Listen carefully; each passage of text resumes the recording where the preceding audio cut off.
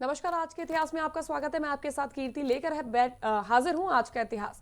और इतिहास से अच्छा कोई दूसरा शिक्षक नहीं होता। इसी कड़ी में जानेंगे आज यानी 21 मार्च को देश दुनिया में क्या कुछ हुआ था, कौन सी बड़ी घटनाएं घटी थी जिसने इतिहास के पन्नों पर अपना प्रभाव छोड़ा। जानेंगे आज के दिन जन्मे खास व्यक्तियों के बारे में और बात करेंगे उनकी जो दुनिया से इस दिन विदा होकर चले गए। तो चलिए चलते हैं आज के इतिहास के सफर पर, जहां बात करेंगे हनुमान प्रसाद पोद्दार के बारे में, जो गीता प्रेस स्थापित करने के लिए भारत व विश्व में प्रसिद्ध है।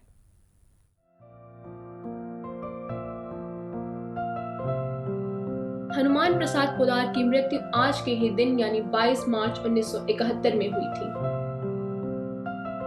उनका नाम गीता प्रेस स्थापित करने के लिए भारत व विश्व में प्रसिद्ध है। भारतीय आध्यात्मिक जगत में हनुमान प्रसाद पोद्दार नाम का एक ऐसा सूरज उदय हुआ जिसकी वजह से देश के घर घर में गीता, रामायण, वेद पुराण जैसे ग्रंथ पहुंच सके। आज गीता प्रेस गोरखपुर का नाम किसी भी भारतीय के लिए शायद ही अनजाना होगा। सनातन हिंदू संस्कृति में आस्था रखने वाला दुनिया में शायद ही कोई ऐसा परिवार हो जो गीता प्रेस गोरखपुर के नाम से परिचित नहीं होगा। इस देश में और दुनिया के हर कोने में रामायण, गीता, वेद पुराण और उपनिषद से लेकर प्राचीन भारत के ऋषियों मुनियों की कथाओं को पहुंचाने का एकमात्र श्रेय गीता प्रेस गोरखपुर के संस्थापक हनुमान प्रसाद पोद्दार को ही जाता है। प्रचार प्रसार से दूर रहकर एक अकिंचन सेवक और निष्काम कर्मयोगी की तरह पोद्दार जी ने हिंदू संस्कृति की मान्यताओं को घर घर तक पहुंचाने में जो योगदान दिया है, इतिहास में उसकी मिसाल मिलना मुश्किल है। बचपन में ही उन्होंने हनुमान कवच का पाठ सिखाया गया। निम्बार्क संप्रदाय के संत ब्रजदास जी ने बालक को दीक्षा दी। उस समय देश गुलामी की जंजीरों में जकड़ा हुआ था। इनके पिता अपने कारोबार की वजह से कलकत्ता में थे और ये अपने दादाजी के साथ असम में। कलकत्ता में ये स्वतंत्रता आंदोलन के क्रांतिकारियों अरविंद घोष, देशबंधु चित्तरंजन दास, पंडित छाबरमल शर्मा के संपर्क में आए और आजादी आंदोलन में कूद पड़े। इसके बाद लोकमान्य तिलक और गोपाल कृष्ण गोखले जब कलकत्ता आए तो पोद्दार जी ने उनके संपर्क में आ गए। इसके बाद उनकी मुलाकात गांधी जी से हुई। वीर सावरकर द्वारा लिखे गए 1857 के स्वातंत्र समर ग्रंथ से पोद्दार जी काफी प्रभावित हुए और 1938 में वीर सावरकर से मिलने के लिए मुंबई चले आए। 1906 में उन्होंने कपड़ों में गाय की चर्बी के प्रयोग के लिए खिलाफ आंदोलन चलाया और विदेशी वस्तुओं और विदेशी कपड़ों के बहिष्कार के लिए एक संघर्ष छेड़ दिया। युवा अवस्था में ही उन्होंने खादी और स्वदेशी वस्तुओं का प्रयोग करना शुरू कर दिया। विक्रम संवत 1971 में जब महामना पंडित मदन मोहन मालवीय बनारस हिंदू विश्वविद्यालय की स्थापना के लिए धन संग्रह करने के उद्देश्य से कलकत्ता आए तो पोद्दार जी ने कई लोगों से मिलकर इस कार्य के लिए भी धनराशि दिलवाई। उन्होंने गीता पर एक टीका लिखी और उसे कलकत्ता के वारिस प्रेस में छपवाया। पहले ही संस्करण की 5000 प्रतियां बिक गईं, लेकिन पोद्दार जी को इस बात का दुख था कि इस पुस्तक में ढेरों गलतियां थीं। इसके बाद उन्होंने इसका संशोधित संस्करण निकाला, मगर इसमें भी गलतियां दोहराई गई थी। इस बात से भाई जी के मन में कई गहरे ठेस लगे और उन्होंने तय किया कि जब तक अपना खुद का प्रेस नहीं होगा यह कार्य आगे नहीं बढ़ेगा। बस यही एक छोटा सा संकल्प गीता प्रेस गोरखपुर की स्थापना का आधार बन गया। उनके भाई गोयंका जी का व्यापार तब बांकुड़ा बंगाल में था और वे गीता पर प्रवचन के सिलसिले में प्रायः बाहर ही रहा करते थे। तब समस्या यह थी कि प्रेस कहाँ लगाई जाए। उनके मित्र घनश्याम दास जालान गोरखपुर में ही व्यापार किया करते थे। उन्होंने प्रेस गोरखपुर में ही लगाए जाने का अनुरोध किया और इस कार्य में भरपूर सहयोग देने का आश्वासन भी दिया।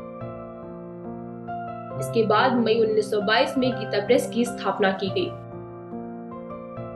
22 मार्च 1971 को पोद्दार जी ने इस नश्वर शरीर को पूर्ण रूप से त्याग दिया और अपने पीछे गीता प्रेस गोरखपुर नाम का एक ऐसा केंद्र छोड़ गए जो भारतीय संस्कृति को पूरे विश्व में फैलाने के लिए एक अग्रणी भूमिका निभा रहा है।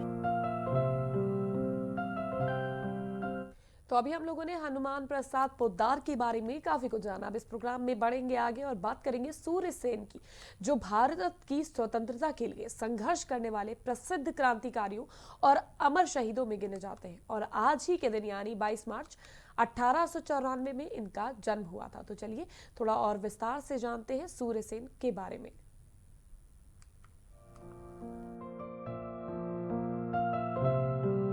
सूर्य सेन भारत की स्वतंत्रता के लिए संघर्ष करने वाले प्रसिद्ध क्रांतिकारियों और अमर शहीदों में गिने जाते हैं। भारत भूमि पर अनेकों शहीदों ने क्रांति की वेदी पर अपने प्राणों की आहुति देकर आजादी की राहों को रोशन किया है। इन्हीं में से एक नाम सूर्य सेन का भी है। Surya Sen national high school में उच्च स्नातक शिक्षा के रूप में कार्यरत थे, जिस कारण लोग उन्हें प्यार से मास्टर दा भी कहा करते थे। चटगांव आर्मरी रेड के नायक मास्टर सूर्य सेन ने अंग्रेजी सरकार को सीधी चुनौती दी थी। सरकार उनकी वीरता और साहस से इस प्रकार हिल गई थी कि जब उन्हें पकड़ा गया तो उन्हें ऐसी हृदय विदारक अमानवीय यातनाएं दी गईं, जिन्हें सुनकर ही रोंगटे खड़े हो जाते हैं। सूर्य सेन का जन्म 22 मार्च 1894 को ब्रिटिश शासन के समय चटगांव बंगाल में हुआ था। युवा सूर्य सेन के हृदय में स्वतंत्रता प्राप्ति की भावना दिन प्रतिदिन बलवती होती जा रही थी। इसीलिए वर्ष 1918 में चटगांव वापस आकर उन्होंने स्थानीय स्तर पर युवाओं को संगठित करने के लिए युगांतर पार्टी की स्थापना की। अधिकतर लोग शायद मानते हैं कि तत्कालीन युवा वर्ग केवल हिंसात्मक संघर्ष ही करना चाहता था, जो कि पूर्णतः गलत है। स्वयं सूर्य सेन ने भी जहां एक और युवाओं को संगठित किया, वहीं भारतीय राष्ट्रीय कांग्रेस जैसे अहिंसक दल के साथ भी जुड़े थे। वे भारतीय राष्ट्रीय कांग्रेस के चटगांव जिला कमेटी के अध्यक्ष भी चुने गए।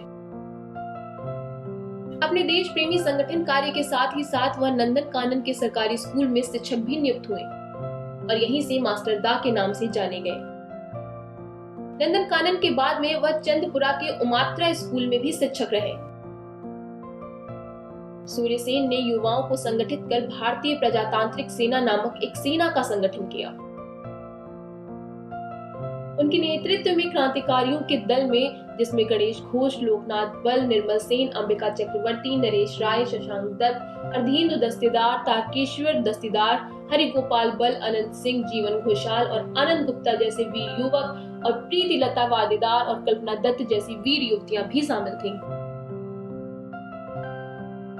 यहाँ तक कि एक 14 वर्षीय किशोर सुबोध राय भी अपनी जान पर खेलने को तैयार था। अंग्रेज पुलिस किसी तरह सूर्य सेन को पकड़ना चाहती थी। वह हर तरफ उनकी तलाश कर रही थी। सरकार ने सूर्य सेन पर 10,000 रुपए का इनाम भी घोषित कर दिया था। जब सूर्य सेन पाटिया के पास एक विधवा स्त्री सावित्री देवी के यहाँ शरण ले रखी थी, तभी 13 जून 1932 को कैप्टन कैमरून ने पुलिस व सेना के साथ उनके घर को घेर लिया। दोनों ओर से गोलीबारी हुई, जिसमें कैप्टन कैमरून मारा गया और सूर्य सेन अपने साथियों के साथ इस बार भी सुरक्षित भाग निकले। इतना दमन और कठिनाइयां भी इन क्रांतिकारी युवाओं को डिगा नहीं सकी और जो क्रांतिकारी बच गए थे, उन्होंने दोबारा खुद को संगठित कर लिया और अपनी साहसिक घटनाओं द्वारा सरकार को छकाते रहे। ऐसी अनेक घटनाओं में वर्ष 1930 से 1932 के बीच 22 अंग्रेज अधिकारी और उनके लगभग 220 सहायकों की हत्या की गई। अब प्रोग्राम में आगे बढ़ते हुए बात करेंगे और आपको बताएंगे ए के गोपालन के बारे में, जिनका आज ही के दिन यानी 22 मार्च 1997 को देहांत हुआ था। तो चलिए थोड़ा और विस्तार से जानते हैं ए के गोपालन के बारे में।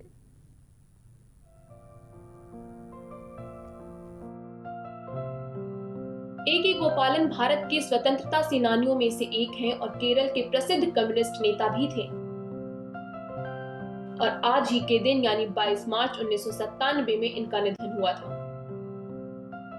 इन्होंने 7 वर्ष तक अध्यापन कार्य भी किया था। निर्धन छात्रों के लिए वे अलग से कक्षाएं लगाया करती थी। जब महात्मा गांधी ने सत्याग्रह आंदोलन शुरू किया, तब ए के गोपालन ने अध्यापक का पद त्याग दिया। वर्ष 1934 में कांग्रेस समाजवादी पार्टी बनने पर वे उसके सदस्य भी बन गए। बाद में उन्होंने कम्युनिस्ट पार्टी की सदस्यता ग्रहण करके 1964 में जब कम्युनिस्ट पार्टी का विभाजन हुआ तो गोपालन ने कम्युनिस्ट पार्टी में रहना पसंद किया। अपनी आत्मकथा सहित उन्होंने कई ऐसी पुस्तकें लिखी। शिक्षा पूरी करने के बाद ए.के. गोपालन ने 7 वर्ष तक एक अध्यापक के रूप में कार्यरत रहे। देशभक्ति की भावना उनके अंदर आरंभ से ही रही। पिछड़े वर्ग के छात्रों के लिए वे अलग से कक्षाएं भी लगाया करते थे, खादी का प्रचार भी किया करते थे। 1930 में जब गांधी जी ने नमक सत्याग्रह का आरंभ किया तो गोपालन ने अध्यापक का पद त्याग दिया और सत्याग्रह में भाग लेने के कारण गिरफ्तार कर लिए गए। 1932 में दक्षिण के प्रसिद्ध मंदिर गुरुगयूर में जब सबके प्रवेश के लिए सत्याग्रह चला, उसमें भी गोपालन गिरफ्तार हो गए। ए.के. गोपालन ने 1932 से 1933 के असहयोग आंदोलन में भी भाग लिया और 1934 में कांग्रेस समाजवादी पार्टी बनने पर वे उसके सदस्य बन गए। बाद में इस पार्टी के केरल के सभी सदस्यों ने कम्युनिस्ट पार्टी की सदस्यता ग्रहण कर ली।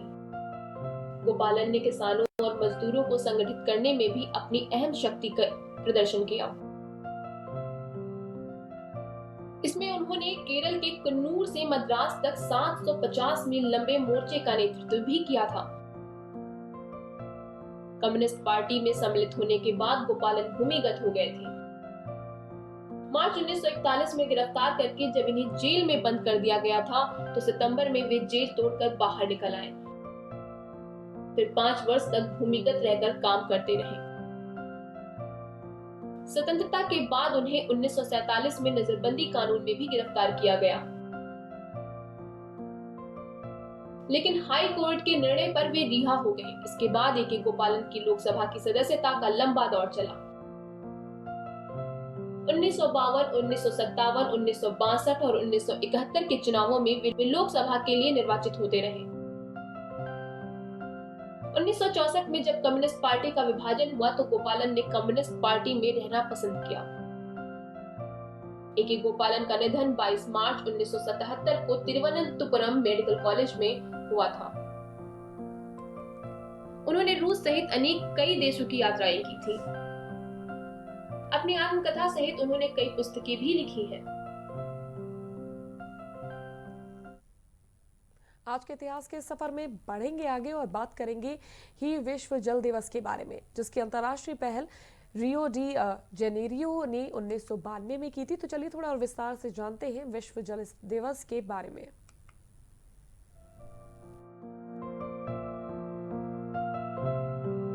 विश्व जल दिवस प्रत्येक वर्ष 22 मार्च को मनाया जाता है। आज विश्व में जल का संकट कोने कोने में व्याप्त है। लगभग हर क्षेत्र में विकास हो रहा है। दुनिया औद्योगिकीकरण की ओर चल रही है, किंतु स्वच्छ रोग रहित जल मिल पाना कठिन हो रहा है। विश्व भर में साफ जल की अनुपलब्धता के चलते ही जल जनित रोग महामारी का रूप ले रहे हैं। कहीं कहीं तो यह भी सुनने में आता है कि अगला विश्व युद्ध जल को लेकर के ही होगा। इंसान जल की महत्ता को लगातार भूलता गया और उसे बर्बाद करता रहा, जिसके फलस्वरूप आज जल संकट सबके सामने खड़ा हो गया है। विश्व के हर नागरिक को पानी की महत्ता से अवगत कराने के लिए ही संयुक्त राष्ट्र ने विश्व जल दिवस मनाने की शुरुआत की थी। विश्व जल दिवस मनाने की शुरुआत संयुक्त राष्ट्र ने वर्ष 1992 में अपने अधिवेशन में 22 मार्च को की थी। विश्व जल दिवस की अंतर्राष्ट्रीय पहल रियो डी जेनेरियो में 1992 में आयोजित पर्यावरण तथा विकास संयुक्त राष्ट्र सम्मेलन में की गई थी, जिस पर सर्वप्रथम 1993 में पहली बार 22 मार्च के दिन पूरे विश्व में जल दिवस के मौके पर जल के संरक्षण और रखरखाव पर जागरूकता फैलाने का कार्य किया गया। 22 मार्च यानी कि जल विश्व दिवस पानी बचाने की संकल्प का दिन है। यह दिन जल के महत्व को जानने और पानी के संरक्षण के विषय में समय रहते ही सचेत होने का दिन है। आंकड़े बताते हैं कि विश्व के 1.5 अरब लोगों को पानी पीने का शुद्ध पानी नहीं मिल पा रहा है। प्रकृति इंसान को जीवनदायी संपदा जल एक चक्र के रूप में प्रदान करती है। इंसान भी इस चक्र का एक महत्वपूर्ण हिस्सा है। चक्र को गतिमान रखना प्रत्येक व्यक्ति की जिम्मेदारी है। इस चक्र के थमने का अर्थ है जीवन का थम जाना। प्रकृति के खजाने से जितना पानी हम लेते हैं उसे वापस भी हमें उतना ही लौटाना है। हम स्वयं पानी का निर्माण नहीं कर सकते, अतः प्राकृतिक संसाधनों को दूषित नहीं होने देना चाहिए और पानी को व्यर्थ होने से बचाना चाहिए। 22 मार्च का ही दिन यह प्रण लेने का दिन है कि हर व्यक्ति को पानी बचाना है। यदि हम भारत की बात करें तो हम देखेंगे कि एक तरफ दिल्ली, मुंबई जैसे महानगर है जहां पानी की किल्लत तो है, किंतु फिर भी यहां पानी की समस्या विकराल रूप में नहीं नजर आती। लेकिन देश के कुछ ऐसे राज्य भी हैं जहां आज भी कितने ही लोग साफ पानी के अभाव या फिर रोग जनित गंदे पानी से दम तोड़ रहे हैं। राजस्थान, जैसलमेर, अन्य रेगिस्तान इलाकों में पानी आदमी की जान से भी ज्यादा कीमती हो गया है। पीने का पानी इन इलाकों में बड़ी ही कठिनाई से मिलता है। कई किलोमीटर चलकर इन प्रदेशों की महिलाएं पीने का पानी एकत्रित करती हैं। इनकी जिंदगी का एक अहम समय पानी की जद्दोजहद में ही बीत गया। पानी का महत्व भारत के लिए कितना है यह हम इसी बात से जान सकते हैं कि हमारी भाषा में पानी पर आधारित कई मुहावरे और लोकोक्तियां बनाई गई हैं। विज्ञान और पर्यावरण के ज्ञान से मानव ने जो प्रगति की है उसे प्राकृतिक संरक्षण में लगाना बहुत जरूरी है। पिछले सालों में तमिलनाडु ने वर्षा जल का संरक्षण करके जो मिसाल कायम की है उसे सारे देश में विकसित करने की आवश्यकता है। ऐसा नहीं है कि पानी की समस्या से हम जीत नहीं सकते। अगर सही ढंग से पानी का संरक्षण किया जाए और जितना हो सके पानी को कम बर्बाद किया जाए और उसे रोका जाए तो इस समस्या का समाधान बेहद आसान हो जाएगा। लेकिन इसके लिए जरूरत है जागरूकता की, एक ऐसी जागरूकता की जिसमें छोटे से छोटे बच्चे से लेकर बड़े बूढ़े भी पानी को बचाने में अपना एक कर्तव्य समझें। आज के इतिहास में फिलहाल के लिए बस इतना ही। हम फिर हाजिर होंगे इतिहास के गर्त से कुछ और रोचक कहानियां और कुछ और मजेदार किस्से लेकर। तब तक के लिए आपका ही मजा आएगा। बने रहिए प्राइम टीवी पर और देखते रहिए ताज़ा तरीन खबरें।